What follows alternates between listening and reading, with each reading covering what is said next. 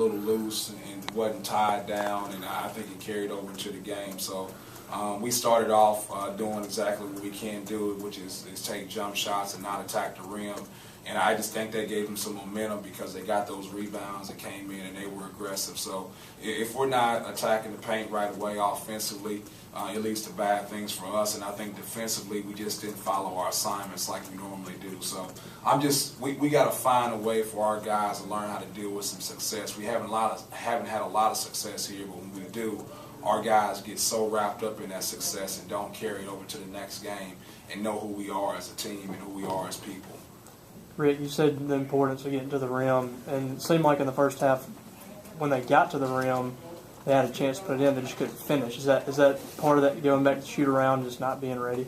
Yeah, well, and part of that is ability, too. I mean, I thought we got to the rim, and we had some opportunities to finish at the rim, and we just didn't finish. I thought one time Gavin had an opportunity to go in and lay it up right away and attack the rim, and he kind of backed it out and then attacked.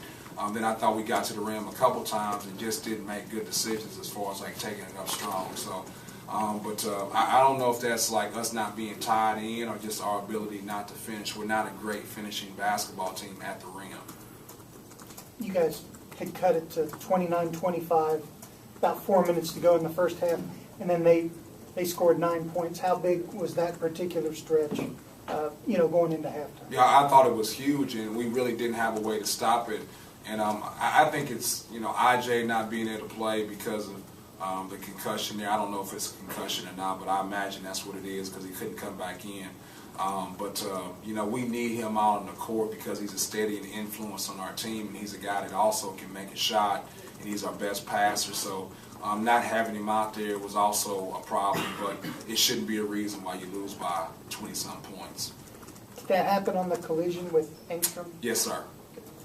You probably want more out of Fred than what he got, but was it good to see him knock down a couple of shots and kind of get his rhythm back a little bit? I really, I just want Fred to be aggressive. Whether he's making those shots or missing those shots, to me, is like a immaterial. I just want him to be an aggressive basketball player, and when he's not an aggressive basketball player, he's not very good. I just think sometimes he gets so worried about what's a good shot and what's a bad shot that he sometimes becomes hesitant to make moves and make plays. And so at the end of the day, we need him to be an aggressive basketball player if we're going to be a good team.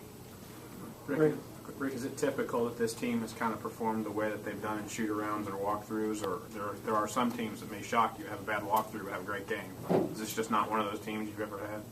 Well, it's hard to gauge. You're talking about 18 to 21-year-old kids, so sometimes we've not had great shoot-arounds and played well.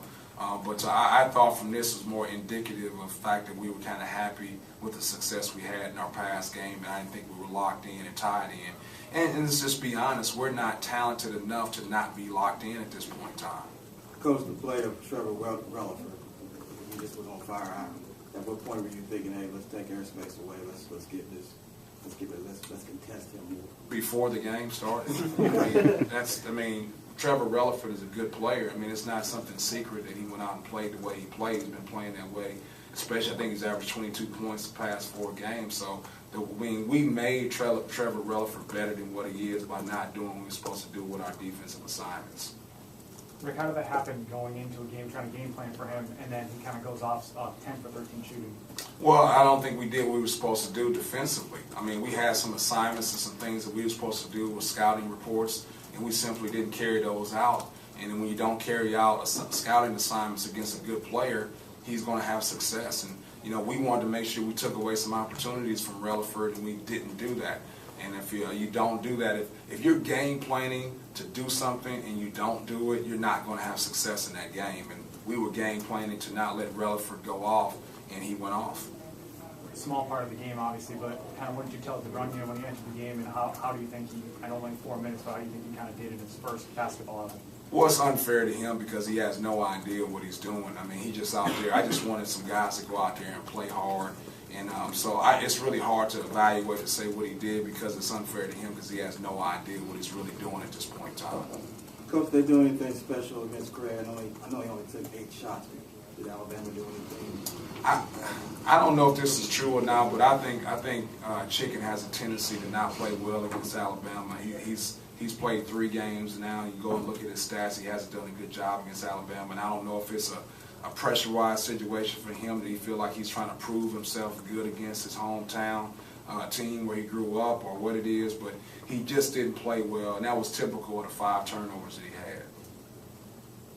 Okay, I guess how frustrating is it you can't string great first half against Kentucky, poor second half, and great second half against Ole Miss, but you can't string it together here? How frustrating is it you can't string those together? Well, it's frustrating, but it's also like who we are. We're not a great team. We're not a good team. We're not a good individual team, and so we got to be locked in and carry out assignments and kind of know who we are. And what I mean by that is, Michael, we started off the game by taking jump shot after jump shot after jump shot, and early in the shot clock too. And when we play that way, we're just not going to be successful. We have to find a way to manufacture wins, and when you manufacture wins, that means you have to carry out assignments. All right, thanks, Greg.